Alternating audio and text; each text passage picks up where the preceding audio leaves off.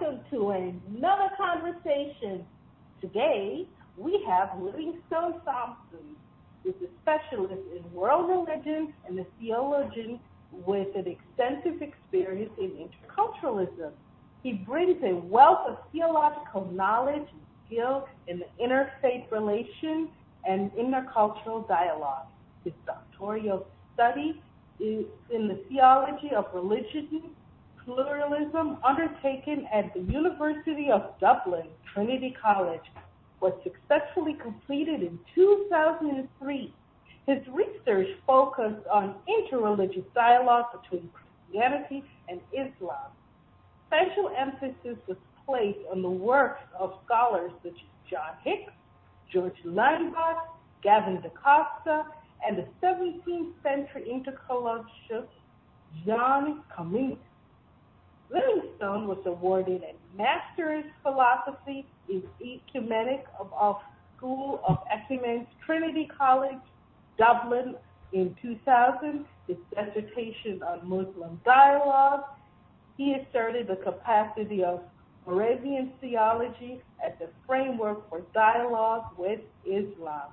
He has considerable involvement in the ecumenical movement at local and international level and served as a member of the Central Committee of Faith and Order Commission in the Geneva-based World Council of Churches. He's a specialist intercultural and was for many years a board member and served as president of the Europe-wide Society of Intercultural Education, Training, and Research, CETA Europa. An ordained clergy of the Moravian Church, Livingstone Thompson currently holds pastoral assignments in Belfast and Hillsborough, Northern Ireland. He currently published a book called Jamaica in the 21st Century, Revisiting the Decade. As usual, my co-host Chris Daly will do the interview, so take it away, Chris. Thanks, Denise. And welcome, Pastor Livingstone Thompson. It's good to have you on our conversation today. Thank you, Chris. Thank you, Janice. It's good to be here with you again. Wonderful. Well, let's remind people, or those who may be hearing from us the first time, a little about your Jamaican roots. Share with us a little about your roots there. Jamaican roots, yes. I grew up in Manchester, near the town of Newport. It's in a district called Wales, which is just a little bit south or southeast of Newport. And I would have attended the Bethabra Primary School, attended the Bethabra Moravian Church, and studied at the Manchester High School in Mandeville. And then I studied at the University of the West Indies, where I did my undergraduate degree. Then I would have worked in the areas of St. Elizabeth, near Junction, Littleton, St. Elizabeth. I would have worked in Springfield, in St. Elizabeth, further to the west, just on the border with Westmoreland, and in Kingston. So that would have been between the period 82 to 99 would have been the period of my pastoral work in Jamaica. And then, of course, again, in between 2003 and 2005, I was president of the Moravian Church in Jamaica, and so would have been based as a full-time administrator in Kingston. That's a pretty extensive ministry. So give us a little insight into how you were drawn to this ministry in the faith sphere. Yeah, well, first of all, to the matter of ministry, yes, I became involved in the Moravian ministry as having been, I think, would have come under the influence of, first of all, my parents, and then my pastor would have been at Bethabra at the time. The late Bishop Robert Cuthbert would have been someone who would have influenced me as a youngster as well. And once I completed A-levels, I had the call, a sense of being called to the pastoral ministry, and so was accepted for study at the United Theological College of the West Indies. And it was there that I think was in my final year really, that I became particularly interested in issues relating to other faiths. And so in a sense it has been an undercurrent in my pastoral interest and my theological interest from that time, and would have, in a sense, come to full bloom during the time that I served on the Central Committee of the World Council of Churches, and would have served in the Faith and Order Commission, where I had the opportunity then to specialize in terms of my own interest. And so my interest in world religions would have been nurtured significantly there. And so my graduate studies and my postgraduate studies then came to focus on the area of Christianity and other religions. Wow, that's pretty inventive, and thank you for that insight.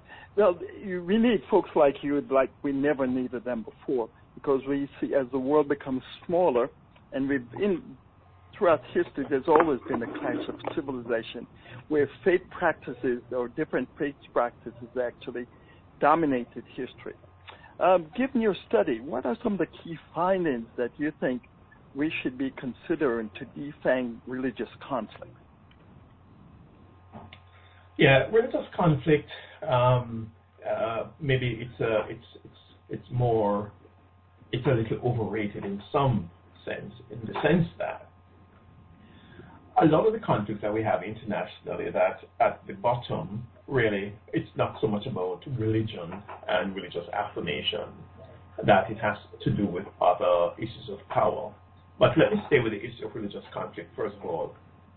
That yes, we may well say that from the time of the 12th century, there has been a significant tension between, say, world religions like Christianity and Islam, and in a way that has continued as a way of tension through the centuries. However, even before that, there would have been existed within Christianity itself. There would have been significant tension between Eastern Christianity and Western Christianity. Within Islam itself, there would have been significant tension. So what in fact came of the Islamic Empire had a lot to do with the internal conflict between the different factions within Islam. So religious conflict is not simply an issue between the world religions themselves, but it may also be within the religions. And if we think of other world religions like say Buddhism, even though it has an atheistic orientation, there are significant differences within the Buddhist community, and they make also for conflict and some amount of tension. So the idea of the clash of civilization, I think, maybe a little overstated and may not really reflect the reality that we actually are living in terms of religious orientation. There is as much tension, we may say, between Christian groups now within Christianity, even though it may not spill over into as significant violent conflict, but the way in which it has impacted the relationship between communities. If we think of, say, of a country like the United States, where you have significant difference in terms of religious orientation, and you have left-leaning Christian affirmation, you have right-leaning, and you have the more liberal wing of Christianity and the more conservative wing, and these things make for internal conflict, which I believe impact even significantly on the geopolitics locally within the United States, as much as what may be called the relationship between Christianity and Islam, broadly speaking. So this is an important thing to recognize, that the conflict is not, it would be too simplistic to see the conflict simply as a conflict between the world religions. Having said that, I think there are important things that religious actors, whether they be within a particular religious tradition or between the religious traditions they should really try to practice. One of the things that I have found that is critical is how important it is for religious actors to know accurately information about the other. Many times what has happened is that misinformation by people sometimes who are expected to know better, but misinformation or ignorance has been a significant factor in creating myths and also creating misinformation. Okay. Another given important... that, yeah, I would say, given that, speak to, since the audience that we have is primarily Christian, could you speak to the local leader and give him some real education that he can share with this block regarding other faiths, especially Muslims, since a large of the listeners are within the United States with a fear of Muslims that we have that's unfounded in a lot of places. That can improve the interaction in our pluralistic society. Yeah, I think firstly pastors locally should aim to speak the truth and to try and tell the best stories about others. So the Christian pastor should aim to tell the best stories about Islam, and the Islamic leader should aim to tell the best stories about the others. When the best stories are told, you find that there is the less likelihood of stereotyping, or if there is stereotyping, you stereotype for good, so that you are more likely to have a positive orientation or positive perception of the other. It is important also that the leaders model the best practices of their own religion. So it should be that when the leaders within a particular, whether the local pastor or regional pastor, when that leader relates, or how that leader relates to people from other religious traditions, must be a way of modeling what is best in their own religious tradition. Because it is in this way you have to minimize conflict and the perception of creating the other as enemy. Another thing that is important is that whether at the school level or at the Sunday school level or at the teaching level within the congregation, how important it is to teach the respecting for differences. That there is no gainsaying how valuable that is in terms of learning to live together in a pluralistic society. Given that power kind of goes along with leadership here, how do people send this cautionary tale not to use the abuse of power and the political persuasion that could actually help pollute the environment? Yeah, unfortunately, religious communities are not exempt from the temptations and the allure of power, or what it means to be in a position of influence and to be taking advantage of the situation. Within the Christian community, you have pastors who are competing for numbers, because numbers mean money, and numbers mean influence, and numbers mean the perception of importance. So within religious communities, you have this tension, but also between. And I believe that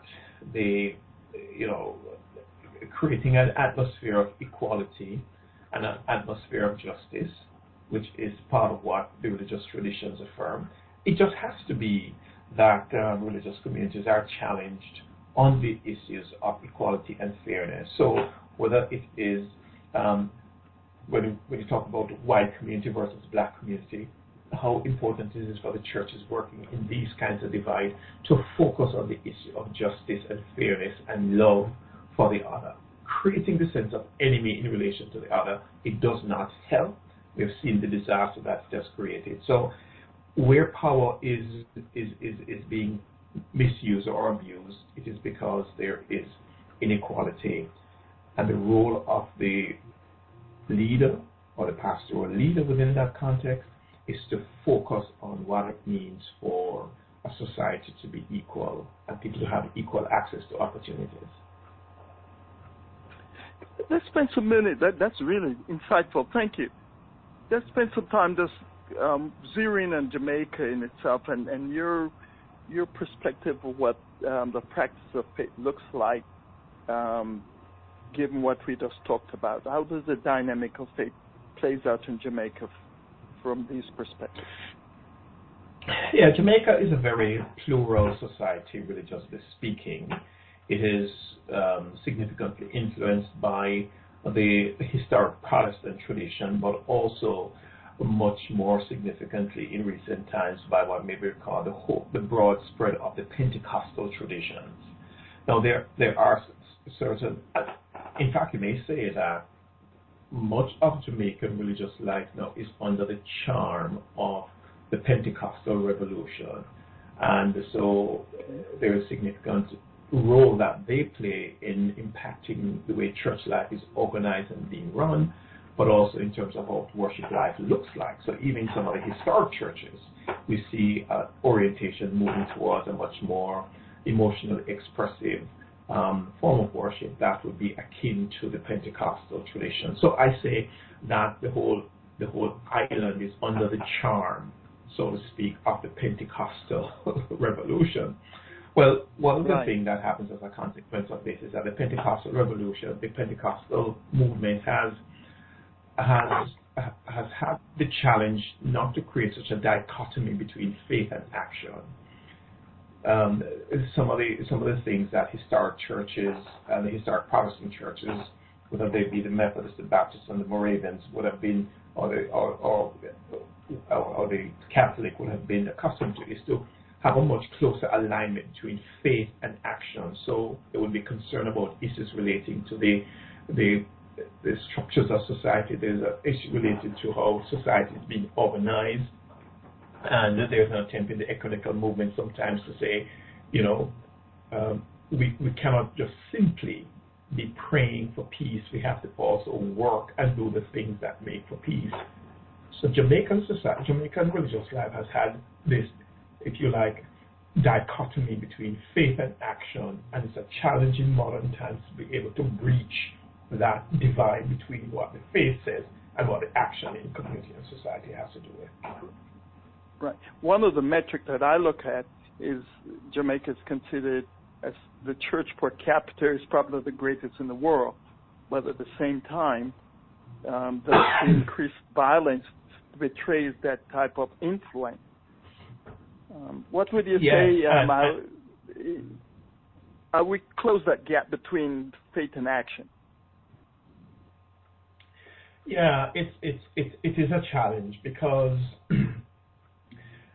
Jamaica has continued to labor under a fairly unequal society, a debt-burdened society, a society that is always struggling to rid itself of some of the ghosts of a colonial period, a society that is still struggling to strengthen its per capita and its capacity to be able to produce and to grow. So there are issues relating to the education system, there are issues relating to community development, there are issues relating to how the country actually earns.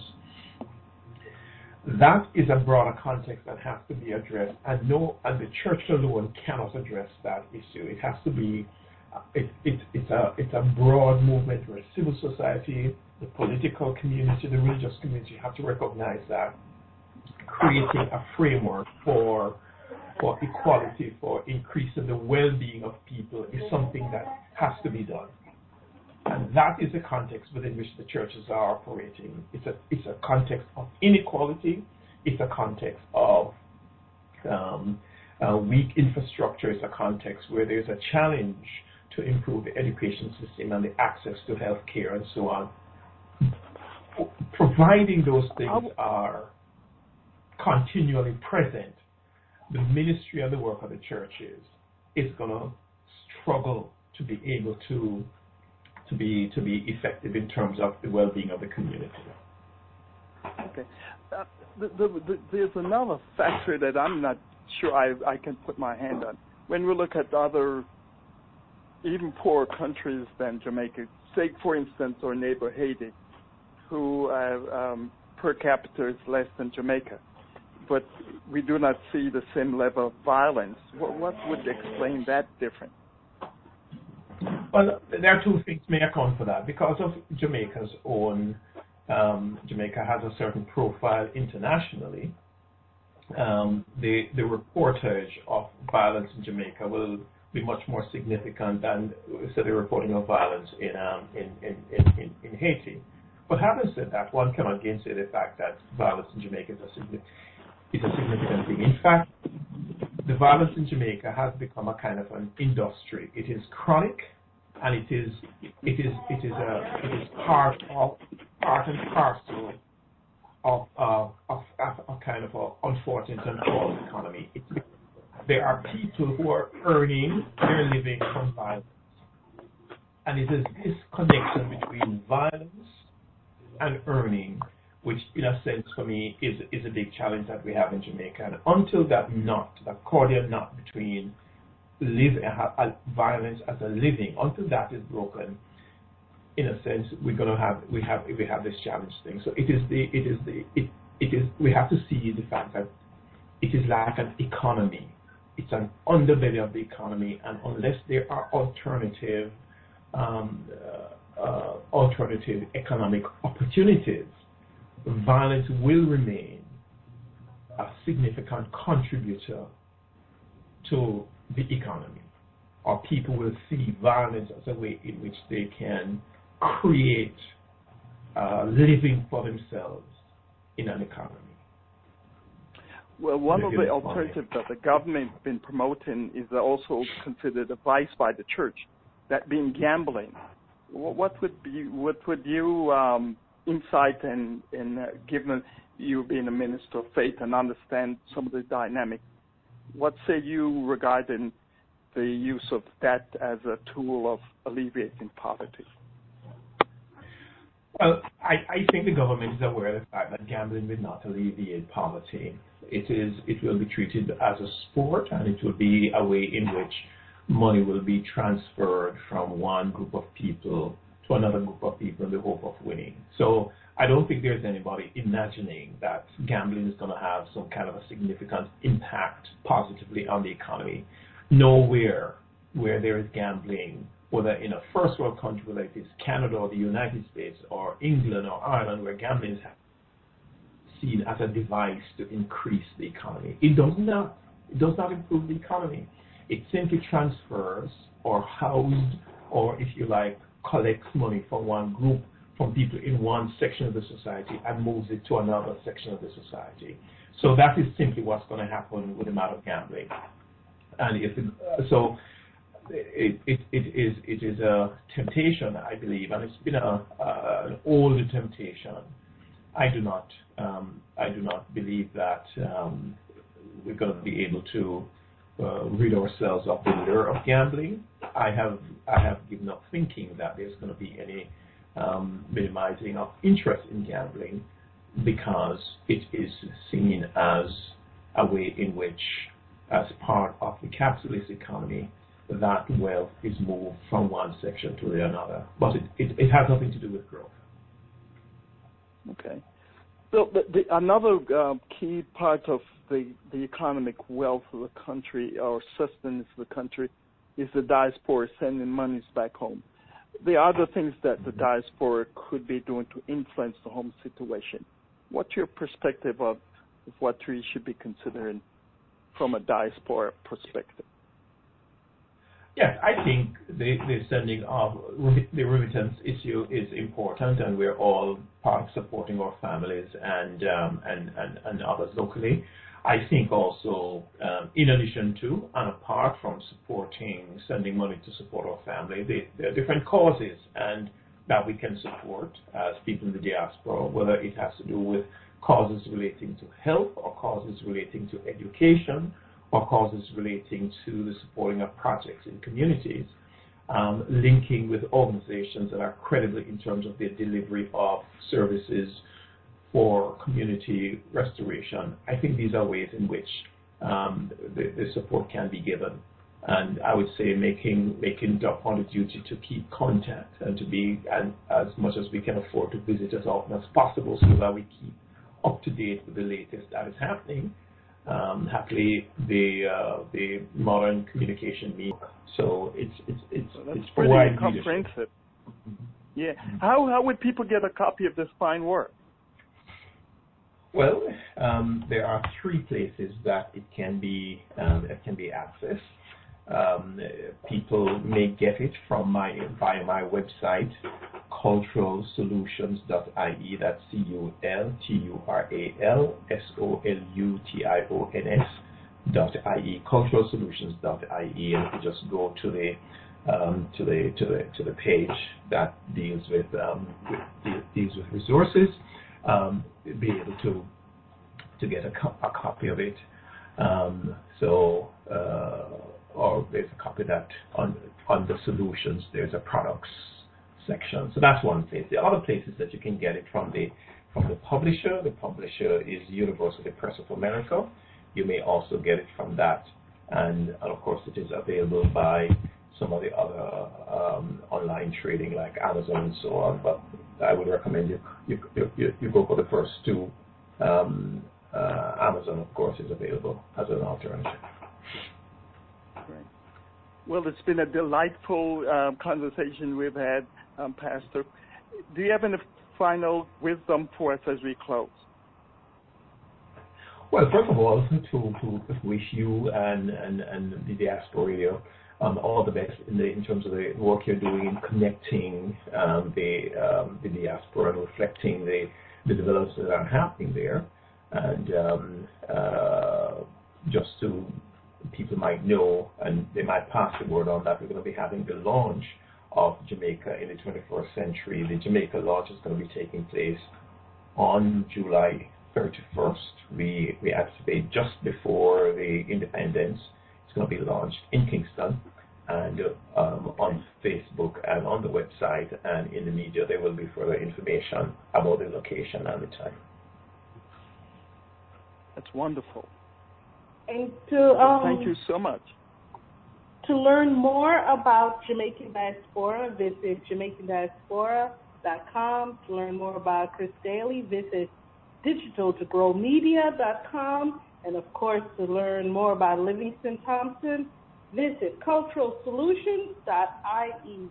Thank you so much for spending some time with us. Bye now. Goodbye.